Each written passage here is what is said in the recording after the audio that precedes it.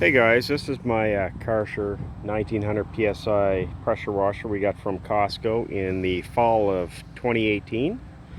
As you can see, there's a box with a brand new one in it.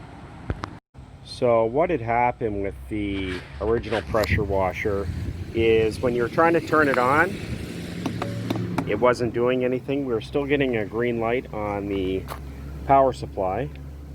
However, when you're trying to use the foot button for the on and off, it wasn't doing anything.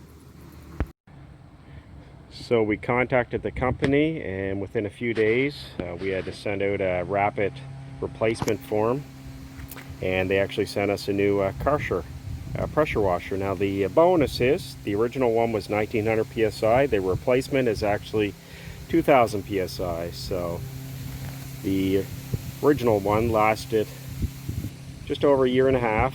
Now take it in 2018, it was barely used, so it was mainly last year that it was used. So it was probably used about a dozen times, then it stopped working. Again, there's no power when you're trying to turn it on, so it's either an issue with the button or the power supply.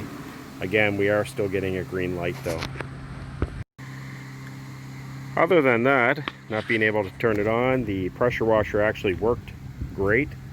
It had lots of power for electric pressure washer, and I certainly don't have any regrets getting it. And it's nice that the company actually sent out new replacement rather than trying to fix the old one. Anyways folks, just made this video. A couple people were looking for an updated video on how the pressure washer made out.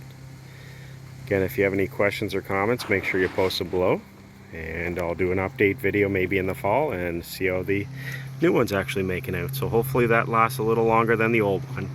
And again, I should make note it was winterized properly too, so it's an electrical issue with the pressure washer.